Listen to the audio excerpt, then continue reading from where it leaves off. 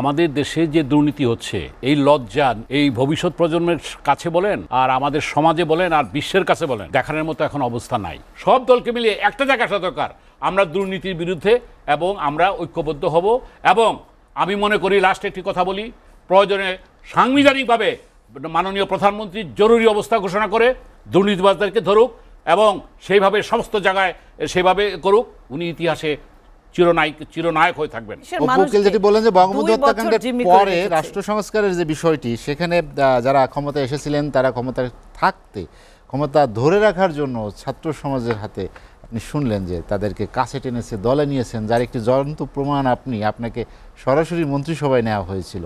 কি উদ্দেশ্যে? শুধু ক্ষমতা ধরে রাখার জন্য, না রাষ্ট্র সংস্কারের কোনো ব্যবস্থা নেওয়ার জন্য? ধন্যবাদ আপনাকে, ধন্যবাদ সহ আলোচক আমার সম্মানিত দুজনকে। একটি কথা বলি, দুর্নীতির প্রসঙ্গ যেহেতু আসছে, আপনার প্রশ্নোত্তর আমি দিচ্ছি। দুর্নীতি একটা সামাজিক ব্যাধি হয়েছে এবং প্রতিটা দেশেই দুর্নীতি আছে কম বেশি, কিন্তু আমাদের দেশে যে দুর্নীতি হচ্ছে এই লজ্জা এই ভবিষ্যৎ প্রজন্মের কাছে বলেন আর আমাদের সমাজে বলেন আর বিশ্বের কাছে বলেন দেখানোর মতো এখন অবস্থা নাই। কী কারণে অবস্থা নাই? দুর্নীতির কথা আবার যেটা বললেন, আমি আমার প্রসঙ্গে আসতেছি। বঙ্গবন্ধুর নেতৃত্বে দেশটা স্বাধীন হয়েছে, আওয়ামী লীগের অনেক অর্জন আছে। বঙ্গবন্ধুর নেতৃত্বে স্বাধীন হওয়ার পর বঙ্গবন্ধু কেছে যে আমি দেশের জন্য জানি, চারটা দল সব চেটে খায়। এটা তো অন রেকর্ড, এটা তো কাউন্টার করার কিছু নাই। গেল ভালো কথা, আমি আপার সাথে একমত। বঙ্গবন্ধুর হত্যাকারী, যুদ্ধাপরাধী, তাদের বিরুদ্ধে যে হয়েছে এটা পলিটিক্যাল ইস্যু, কিন্তু দুর্নীতির বিরুদ্ধে আজকে এটা থেকেই শুরু হয়েছে। তারপর জিয়াউর রহমান সাহেবের সময়কাল নিয়ে আলোচনা, পর্যালোচনা, সমালোচনা থাকতে পারে। এরশাদ সাহেবের দুর্নীতির বিরুদ্ধে জোহাদ করে আজকে ক্ষমতায় আসছেন। দেখেন, সামরিক স্বৈরাচার আর গণতান্ত্রিক স্বৈরাচারের পার্থক্য বুঝতে হবে। আমি আমার দলের কথা বলছি, আপনি যেহেতু বললেন, উনি কিন্তু রাষ্ট্র সংস্কার করেছেন, উপজেলা পদ্ধতি করেছেন। উনি যে রিফর্মগুলি করেছেন, আপনি সাধারণ মানুষকে জিজ্ঞাসা করেন যে এরশাদ সাহেবের মতো কোনো রিফর্ম করে নাই। ওনার কী ছিল? বৈধতার সংকট। বিএনপি থেকে উনি আমাদের ভাষায় যেটা বলি যে উনি সাত্তার সাহেব দায়িত্ব অর্পণ করেছিলেন, উনি দায়িত্বভার নিয়েছিলেন এবং 90-তে উনি কিন্তু দায়িত্বভার দিয়েছিলেন শান্তিপূর্ণভাবে। অন্যরা বলে যে তাদেরকে করা হয়েছে। যাই হোক, আমি যেটা বলতে চাচ্ছি যে রাষ্ট্র সংস্কারের কথা বলছেন, এই সংস্কারের কথা আজকে মাননীয় প্রধানমন্ত্রী তাকে ভাবতে হবে। আপনি দুর্নীতি বলেন, আপনি আইজি কি 7টা পাসপোর্ট কিভাবে করে, আমাদের সেনা প্রধান আজিজ কিভাবে তার ভাইদের জন্য আইডি ব্যবস্থা করে দেয়, ভুয়া আইডি, এগুলি তো আজকে জনগণের প্রশ্ন। বাদ দেন না ওলি কথা। আজকে পত্রিকায় আপনি 2টা মিডিয়া হাউসের দ্বন্দ্বের কারণে কিন্তু বেনজিরের ঘটনাটা ফ্লাশ হয়েছে। আজকে কিন্তু এই যে বাস্তব অবস্থা, আমরা তো চাই যে দুর্নীতির বিরুদ্ধে একটা অভিযান হোক। 111-এ তো দুর্নীতির বিরুদ্ধে অভিযান হয়েছিল। রাস্তায় কি হয়েছে? গাড়ি ফালায় রাখতো, টাকার গাড়টি ফালায় রাখতো। কই আজকে এরকম একটা অভিযান হওয়া দরকার। যদিও 111-এর সময় তারা নিজেরাই দুর্নীতি জড়িত হয়েছিল।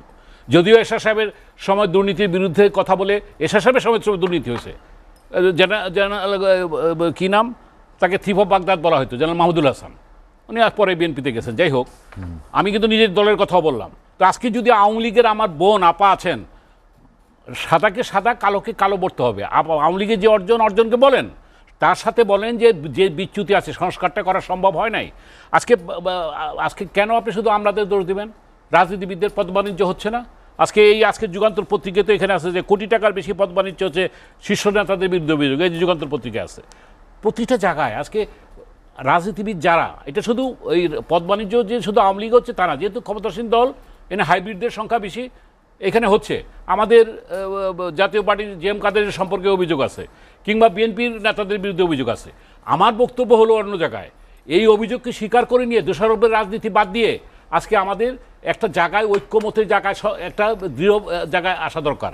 আমি আরেকটু কথা বলে করবো, পরে আমাকে সময় কম দিয়ে। দেখেন, আওয়ামী লীগের ভিতরে কিন্তু ভালো মন্দ দুটি আছে। আজকে দুর্নীতির ধারাভাবে বললে হবে না। আজকে যেমন বেনজির আছে, গোপালগঞ্জে বাড়ি। আমি কিন্তু ওই জায়গাটা বলি, মানিকগঞ্জের এসপি সাহেব, গোপালগঞ্জে বাড়ি, এত একটা ক্লিন লোক। আপনি দেখেন ভূমি নিয়ে এত দুর্নীতি, ভূমির ডিজি রেকর্ড যিনি আছেন তার সম্পর্কে কিন্তু অন্য একটা ভাবমূর্তি নিয়ে আছেন। কিংবা আওয়ামী লীগে আজকে ছাত্রলীগের সেই ফরিদপুরের নেতার কথা 2000 কোটি টাকা নাকি উনি পাচার করছেন। আপনি এই যে পাশে এই যে ইয়েতে আসছে যে সাভারে ছাত্রলীগ নেতার বিরুদ্ধে যে কি বাড়ি গাড়ির অনেক অঢেল সম্পদের কথা, কিন্তু পাশাপাশি আরেকটা উদাহরণ আছে, আপনি দেখবেন যে সেখানে একটা শ্রমিক লীগের নেতা সে দুর্নীতির বিরুদ্ধে কথা বলে, সে মাদকাসক্তের বিরুদ্ধে কথা বলে, এই উদাহরণগুলি তো আছে। আমি এটা দিয়ে বুঝাতে চাচ্ছি প্যারালালি কিন্তু আওয়ামী লীগের ভিতর কিন্তু আছে। এখন একতরফাভাবে আপা শুধু ওই সামরিক স্বৈরাচারের বিরুদ্ধে তখন হয়েছিল, আওয়ামী লীগের সময় হয় নাই। এই 15 বছরের দুর্নীতি অনেক বাড়ছে স্বচ্ছতা জবাবদিহিতার অভাবে।